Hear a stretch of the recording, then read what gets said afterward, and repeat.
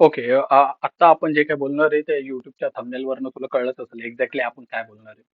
Okay. तर analysis बद्दल बोलणार आहे. तर अनालिसिस का महत्वाचं आहे? किंवा अनालिसिस आपण का करतो? याच्याबद्दल आपण बोलणार आहे. तर सगळ्यात पहिले मी आधी तुला हे सांगेल की तू सगळ्यात पहिले आहे ना तुझ्या कॉलेजचा पहिला दिवस आठव. First day of college. प्रत्येक सब्जेक्टचा फर्स्ट डे जेव्हा होतो आपल्या कॉलेजमध्ये सेमिस्टरचा फर्स्ट डे असतो, तेव्हा आपल्याला जेव्हा सब्जेक्ट टीचर येतात, सगळ्यात आधी ते काय करतात? आल्याबरोबर तुम्हाला त्यांचा कोणता कोर्स ते शिकवणार आहे ते सांगतात. देन ते तुम्हाला एक सिलेबसची पीडीएफ देतात किंवा तुमचा सिलेबस देतात. सिलेबसची पीडीएफ देतात किंवा सांगतात की हा तुमचा सिलेबस आहे. देन तुम्हाला तुमचे बुक्स सांगितले जातात की ह्या कोर्सला आपण हे बुक वापरणार आहे आणि त्याच्यानंतर मग शिकवायला सुरुवात होते. त्याच्यानंतर आपण काय करतो? सगळ्यात आधी आपण जातो. कुठेही जातो, झेरॉक्सवाल्याकडे जातो, सिनियरकडे जातो. जिथून भेटेल तिथून आपण सगळ्यात आधी काय करतो? प्रिव्हियस इयर क्वेश्चन पेपर आणतो. पीवायक्यूज आणतो आणि हे पीवायक्यूज का आणतो? कारण आपण जेव्हा ते पीवायक्यूज बघत राहतो, रिपीटेड मोडवर बघत राहतो, सिलेबस कम्प्लीट होत राहतो, तेव्हा एक एरिया आयडेंटिफाय होत राहतो की हा टॉपिक मेन आहे, हा क्वेश्चन आयएमपी आहे, हा रिपीट मोडवर विचारलेला क्वेश्चन आहे, हा रिपीट मोडवर विचारलेला टॉपिक आहे. मग आपण काय करतो की अरे हा आयएमपी क्वेश्चन आहे.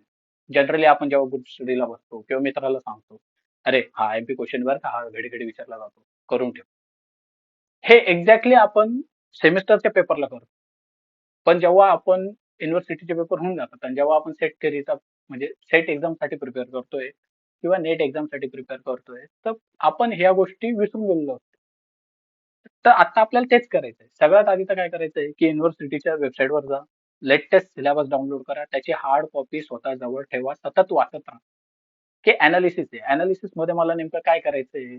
पहिलं युनिट आहे, अनालिसिस आहे. त्याच्यात सगळ्यात पहिला टॉपिक काय आहे? तर सेट थेरी. दुसरा काय आहे? की फायनाईट, काउंटेबल, अनकाउंटेबल सेट्स आहे, रिअल नंबर सिस्टीम आहे. नंतर सिक्वेन्स सिरीज आहे, तिथं कॉन्व्हर्जन्स आहे, लिमिट सुप्रीमम आहे, लिमिट इन्फिमम आहे, बोल्झनोव्हिस थेरम आहे. हे गोष्टी तुम्हाला रिपीट मोडवर माहिती झाल्या पाहिजे. तुला जेव्हा ह्या गोष्टी आयडेंटिफाय होतील, जेव्हा तू हे करशील, तेव्हा तुला सिलेबस कळणार. तर काय होणार आहे, जेव्हा तू पुस्तक ओपन करणार आहे, आता पुस्तक असतं साधारणतः 400-500 पानांचं. त्याच्यात त्यांनी इन जनरल सगळं काही दिलेलं आहे. आता त्याच्यातले समजा 10 चॅप्टर आहे आणि आपल्याला पेपर मध्ये लागणार आहे फक्त 5 चॅप्टर. मग तू 10 चॅप्टर वाचणार आहे का? नाही. पण मग 5च वाचायचे. हे कसं कळणार? एक तर सिनियर सांगणार, टीचर सांगणार किंवा तुला तुझं आयडेंटिफाय करावं लागणार. आणि तुझं करायचं असेल तर तुला सिलेबस हा गाईड आहे. तो तुला लगेच सांगून देईल की एवढे 5 टॉपिकच तुला ह्या 10 चॅप्टर मधले करायचे. कारण मी सिलेबस हा आहे, सिलेबस ह्या 5 टॉपिकचा आणि याच्या बाहेर क्वेश्चन जाणार नाही. आणि हा कॉन्फिडन्स केव्हा येतो? सिलेबस बघितला, प्रिव्हियस इयर क्वेश्चन पेपर बघितले, त्याच्यानंतरच हा कॉन्फिडन्स येतो. त्याच्यामुळे आधी सिलेबस डाउनलोड करा. त्याच्यानंतर सिलेबस डाउनलोड केल्यानंतर तू क्वेश्चन पेपर डाउनलोड करशील. तर मी ही लेटेस्ट क्वेश्चन पेपर घेतली आहे 7 एप्रिल 2024 ला जो आपला सेटचा पेपर झाला होता ना तो घेतलाय. आता अनालिसिस कसं करायचं? त्या अनालिसिस करायच्या दोन पद्धती. एक तर तुला कसं जावं लागणार आहे, इयर घ्यावं लागणार आहे आणि सब्जेक्ट घ्यावं लागणार आहे. हे मोठं मोठं अनालिसिस झालं की कोणत्या सब्जेक्ट मध्ये प्रत्येक वर्षी किती क्वेश्चन आले. हे पहिलं अनालिसिस आहे. याच्यावरनं तुला हे कळणार आहे. समजा आता मी इथं आपला रिअल अनालिसिस टॉपिक घेतला, रिअल अनालिसिस. आणि एक आपल्याकडे वेबसाईटवर 2011 ते 2024 असे क्वेश्चन पेपर आहेत वेबसाईटवर. आपल्या टेलिग्राम ग्रुपवर पण आपण टाकून ठेवलेत.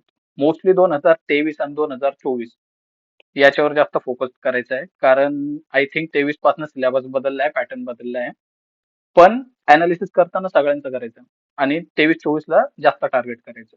इथे सब्जेक्ट टाकणार, इयर करून घेणार आणि मग बघायचं की रिअल अनालिसिसला 2023 ला किती क्वेश्चन आले. समजा 10 आले आणि रिअल अनालिसिसला 2024 ला किती क्वेश्चन आले, समजा 12 क्वेश्चन आले. कमी जास्त होऊ शकतं किंवा मग फिक्सही असू शकतं. ते तुम्ही केल्यानंतर तुम्हाला कळणार आहे. मग रिअल अनालिसिसला जर 10 क्वेश्चन 2023 ला त्यांनी विचारले, तर नेक्स्ट टॉपिक येतो की जर रिअल अनालिसिसला 10 क्वेश्चन आहेत, तर कोणत्या टॉपिक वर आले? त्यांनी तर खूप दिलेले, पण त्याच्यातले कोणते आले? मग आता घ्यायचं रिअल अनालिसिस. तुमचं रिअल अनालिसिस घेतलं का इथे टाकायचे सब टॉपिक. आणि अगेन तेच 2023, 2024 मग ह्या सब टॉपिकचे किती क्वेश्चन आले? समजा पहिला टॉपिक घेतला आपण एलिमेंटरी सेट थेरी. मग सेट थेरीचे 2 क्वेश्चन आले 23 मध्ये आणि 24 मध्ये एकच क्वेश्चन आला. पण कळतंय की भाई 2 क्वेश्चन तर विचारून घेता येते. मग हे झालं दुसरं अनालिसिस. आणि जेव्हा तुम्ही हे दोघं कराल ना, एक सब्जेक्ट वाईज आणि एक सब टॉपिक वाईज, तेव्हा तुम्ही म्हणायचं की तुमचं अनालिसिस कम्प्लीट झालं. त्याच्याशिवाय म्हणायचं नाही अनालिसिस कम्प्लीट झालंय. आता याच्यात पण कसं करायचं, समजा आता आपण क्वेश्चन पेपर घेतला ना, सगळ्यात पहिलं कसं करायचं, हा क्वेश्चन पेपर आहे, ओके, हा तुमचा क्वेश्चन पेपर आहे. सगळ्यात पहिलं काय करायचं, रेड पेन घ्यायचा मस्तपैकी, आपला रेड पेन घ्यायचा, आणि त्याच्यानंतर काय करायचं, पहिल्यांदा फक्त अनालिसिस टाकायचं. हे टॉपिक आहे बरं का, युनिट फर्स्ट मधला अनालिसिस टॉपिक ह्या मी अनालिसिस अनालिसिस करून ठेवले, अनालिसिस अनालिसिस अनालिसिस, हे अनालिसिस करून ठेवायचं. आणि देन काय करायचं, नंतर येणार linear algebra analysis linear algebra. मग असं तुम्ही जेव्हा पूर्ण पूर्ण पेपरचं जेव्हा कराल तेव्हा तुम्हाला काय कळणार आहे, की फक्त सब्जेक्टचे नावं टाकायचे पहिल्यांदा. पहिली फेरी जेव्हा तुम्ही कराल तुमच्या हार्ड कॉपीवर, तर रेड पेन घ्यायचा, सब्जेक्टचं नाव टाकायचं, real analysis, complex analysis, linear algebra, नंतर group theory, ring theory, field, metrics, topology. हे जे टॉपिक आहे, ओडीईचा क्वेश्चन आहे, पीडीईचा क्वेश्चन आहे, फक्त रेड पेनने एवढंच टाकायचं. आता काय करायचं, जेव्हा तुम्ही समजा लिनियर अल्जेब्राचा अभ्यास कम्प्लीट केला, मी माझं लिनियर अल्जेब्राचं माझ्याकडे काय जे रेफरन्स बुक होतं मी ते कम्प्लीट केलेलं आहे, सिलेबस कम्प्लीट केलेला आहे. देन मी माझे नोट्स पण कम्प्लीट केले आहे, शॉर्ट नोट्स काढले आहेत. आता मला एमसीक्यू प्रॅक्टिस करायची. एमसीक्यू ऑदर काहीच सोर्स करू नका, पीवायक्यू घ्या. आता लिनियर अल्जेब्राचे जेवढे टॉपिक तुम्ही टाकून ठेवले होते, की हे जे काय माझ्याकडे हार्ड कॉपी होती त्याच्यावर मी लिनियर अल्जेब्रा इथे केलेले, मग हा क्वेश्चन घ्या, हा सॉल्व्ह करायचा प्रयत्न करा. मग तेव्हा बघा हा कशातला क्वेश्चन आहे, तर हा लिनियर लिनियर अल्जेब्रा ह्या टॉपिक मधला लिनियर इक्वेशनचा क्वेश्चन आहे, हा सॉल्व्ह करा. मग परत अगेन बघायचं की अजून लिनियर अल्जेब्राचा कोणता क्वेश्चन आहे, अरे हा इथं लिनियर अल्जेब्रा आहे, इथं डायमेन्शन्स वर क्वेश्चन आलाय, हा सॉल्व्ह करा. पुढे आलो, लिनियर अल्जेब्राचा क्वेश्चन आहे, रँक आणि डिटर्मिनंट वर आहे, हा सॉल्व्ह करायचा. लिनियर अल्जेब्रा अगेन रँक वर क्वेश्चन आला, सॉल्व्ह केला. त्याच्यानंतर लिनियर अल्जेब्रा लिनियर ट्रान्सफॉर्मेशनचा क्वेश्चन आहे, सॉल्व्ह केला. ओके, मग काय होणार, की आता मी झालं लिनियर अल्जेब्राचा सिलेबस कम्प्लीट केला, नोट्स काढल्या आहेत, मी previous year question paper solve केलेले आहेत, एक कॉन्फिडन्स येऊन गेला. नेक्स्ट मी कॉम्प्लेक्स अनालिसिस वर गेलो, अगेन मी कॉम्प्लेक्स अनालिसिसचं रेफरन्स बुक कम्प्लीट केलं, माझ्या नोट्स कम्प्लीट केल्या.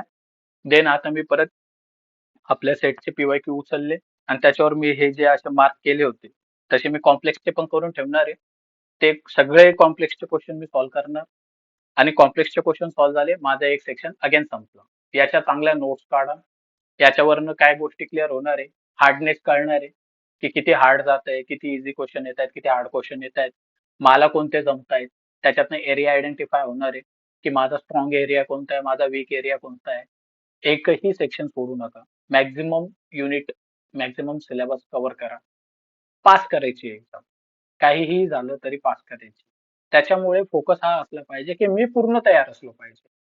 सेमिस्टर मध्ये काय होऊन जातं, धावपळ होऊन जाते, 5-5, 6-6 सब्जेक्ट असतात, सिलेबस कम्प्लीट करायचा असतो, पेपरचे स्कोर आणायचे असतात, मध्येच इंटरनल, मध्येच प्रोजेक्ट, एक नाही 10 गोष्टी असतात.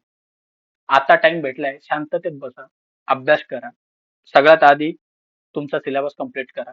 देन हे प्रमाणे आपण ठरवलं आता, की आपण एक क्वेश्चन पेपर घेणार आहे हार्ड कॉपी, त्याच्यावर पहिले रेड पेनने आपण सब्जेक्टचं नाव टाकणार आहे, ब्ल्यू पेनने आपण सब टॉपिक टाकणार आहे. जेव्हा माझं सिलेबस कम्प्लीट होणार आहे, माझे नोट्स कम्प्लीट होणार आहे, आणि आता मला प्रॅक्टिससाठी क्वेश्चन सॉल्व्ह करायचे, तेव्हा मी याच्यावर परत येणार. पहिले फक्त रिलियर जो काही सब्जेक्ट तुम्ही स्टडी केला फक्त त्याचे क्वेश्चन साईडला काढायचे, ते तुम्ही सॉल्व्ह करायचे अगेन, त्याचे सोल्युशन्स बघायचे. आणि त्याच्यानंतर मग जेव्हा तुमचं हे सगळं कम्प्लीट होऊन जाईल, एक तुम्हाला वेगळ्या लेवलचा कॉन्फिडन्स राहणार आहे, की माझं अनालिसिस चांगलं झालेलं आहे, मला स्ट्रॉंग एरिया आयडेंटिफाय झाले स्वतःचे, मला वीक एरिया आयडेंटिफाय झालेले आहेत, आणि आता मी आरामात पेपरला जाणार आणि आरामात पेपर पास करणार.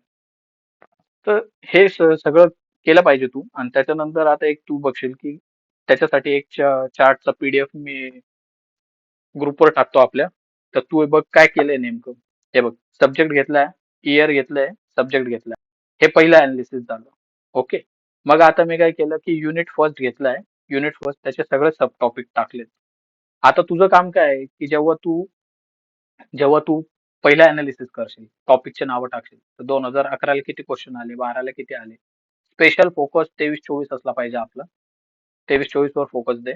त्याच्यानंतर सगळ्यात आधी काय करायचं ना, तर 23-24 वरच करा, आणि त्याच्यानंतर मग टाइम भेटला तसं मागं मागं या. जितके मॅक्झिमम करता येईल तेवढं प्रॅक्टिस कर. उठता बसता क्वेश्चन पेपर बघत, क्वेश्चन पेपर बघ, टाईप बघ, क्वेश्चन पेपर बघ, टाईप बघ, सिलेबस बघ. याच्याने होतं काय माहिती का, एकदा नजर मारून जाते. जेव्हा तू पुस्तक ओपन करशील आणि एखादा टॉपिक रीड करशील, एखादा सॉल्ड एक्झाम्पल बघशील, तुला लगेच आयडेंटिफाय होतं, अरे हा क्वेश्चन ह्या वर्षी पडलेला होता आणि हा येणार. बस तो सॉल्व्ह करायचा. सेम टाईप रिपीट झाला, नंबर बदलून, तो तो तुझा चुकलाच नाही पाहिजे. तू काही कर तिकडे. मला ते माहिती नाही. आणि हे तुला केव्हा कळणार आहे, की हा क्वेश्चन येतोय, ही डेफिनेशन येते, ह्या स्टेटमेंटवर घडी घडी क्वेश्चन येऊन जातोय. तू एक नोटीस कर. तिथे गेला ना, डेफिनेशन वर क्वेश्चन आहे, थेरम वर क्वेश्चन आहे, त्याच्यानंतर एक जनरल स्टेटमेंट वर क्वेश्चन आहे. आता हे मी डायरेक्ट कसं काय सांगतोय, कारण मी बघितलंय की डायरेक्ट क्वेश्चन तसे आलेले आहेत. एक पूर्ण पेपर मध्ये 5-10 क्वेश्चन हे डायरेक्ट तुझे स्टेटमेंट आणि थेरम वर आहे किंवा फॉर्म्युलेज वर आहे. तू जेव्हा 3-4 क्वेश्चन पेपर बघशील ना, तुला लगेच आयडेंटिफाय होईल, अरे हा क्वेश्चन येतो बरं का, ह्या वर्षी आलेला आहे बरं का, करावं लागेल. तर अशा पद्धतीने अनालिसिस कर आणि अशा पद्धतीने analysis केलं पाहिजे असं मला वाटतं. एक बुक लिस्ट मी टेलिग्राम ग्रुपवर टाकतो, ती माझी स्वतःची आहे. तू तुझी ठरव, तुझ्या नोट्स काढ, तुझ्या शॉर्ट नोट्स काढ आणि अगेन ज्या पद्धतीने मी सांगितलं त्या पद्धतीने अभ्यास करायचा प्रयत्न कर. तुला ते नक्कीच फायदा देईल. एकदा त्या पद्धतीने जाऊन बघ. चलो, थँक्यू.